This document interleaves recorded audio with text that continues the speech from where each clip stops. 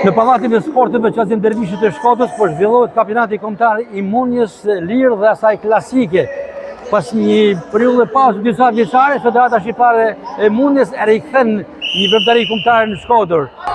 Me sekretarin e Federatës Shqiptare të Mundjes Isa Merkja.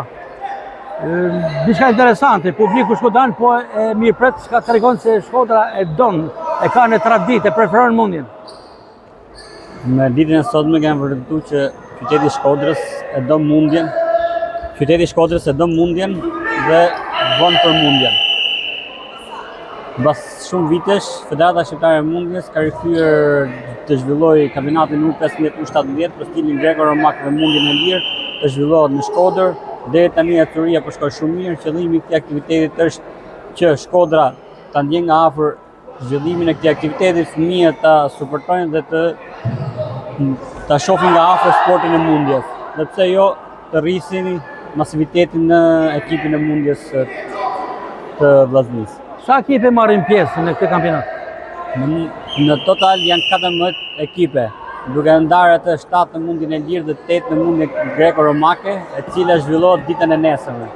Ndërsa sot po zhvillohet vetëm Mundja e Lirë për grup moshat U15 dhe U17.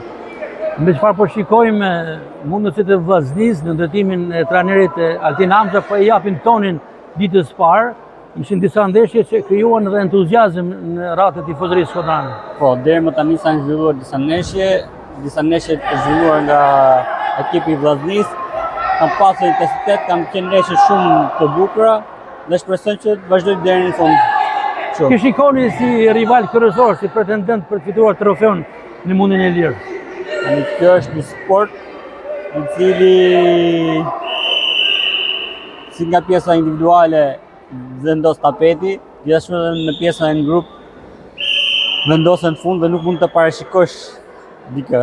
Por duke parë dikush ke Vllaznia, Tirana dhe Jones, të cilët nuk janë pretendente për kap podiumi për ekipin. Zotim Merkja, në diçka për ekipin e Vllaznisë, e kemi trajtuar në kronikët e mëparshme. Vllaznia ka shumë problematikë për sallën servitore. Është i vetmi sport i cili nuk ka një palestër të mirëfillt, ato serviten në një zyrë të pallatit të sportit e improvisuar si palestër. Ka premtime të vazhdueshme nga pushteti vendor, por Federata çfarë mund bëjë në këtë drejtim për ta mbështetur? Tani Federata ka vazhdon akoma të suportojë ekipin e Vllaznisë. Vazhdon akoma që me bashkëpunimin e shoqatën e Vllaznisë të kemi kontakt vazhdueshëm me bashkinë, të cilët i sigurojnë apo të japin një ambient ku dhe Federata pastaj suporton me ndihmën e tapetit apo materialeve që mund të duhet nga ana e saj. Vetëm gjë që duam nga bashkia, i suportojë dhe t'i japin një ambient ku t'jeti përshtatshëm për zhvillu të sport kaq bukur siç është sporti i Mundjes.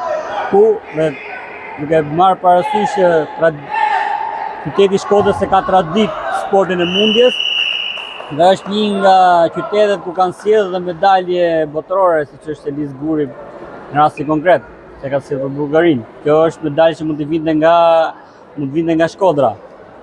Realisht, trajneri i Vllaznisë Altin Hamza e ka pohuar që mbështetja e Federatës në aspektin e bazës materiale ka qenë konkrete, keni dhuruar një tapet mirëfillt, mundje, elementet e tjera, por duhet një palestër siç e kanë sportet e tjera. Konkretisht duhet.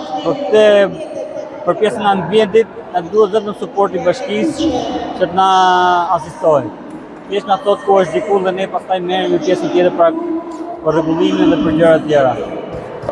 Të nderuar shikues, Isa Merkja, sekretari i Federatës Shqiptare të Mundjes, i cili së bashku me stafin e tij në Federatën Shqiptare të Mundjes bën të mundur rikthimin në Shkodër të një veprimtarie kombëtare e cila duket të po e përlidhshë me smiri dhe besojmë se në të ardhmen do të vijojë, tashmë se u hap rruga dhe të ketë të tjera ndeshje dhe gara kombëtare në Shkodër.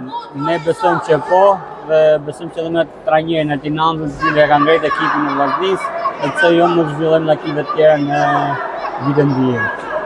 Zotim Merkja, faleminderit për intervistën dhe mbarësia e aktivitetit. Mirë ardhje në Shkodër, në të tjerë veprimtari. Faleminderit.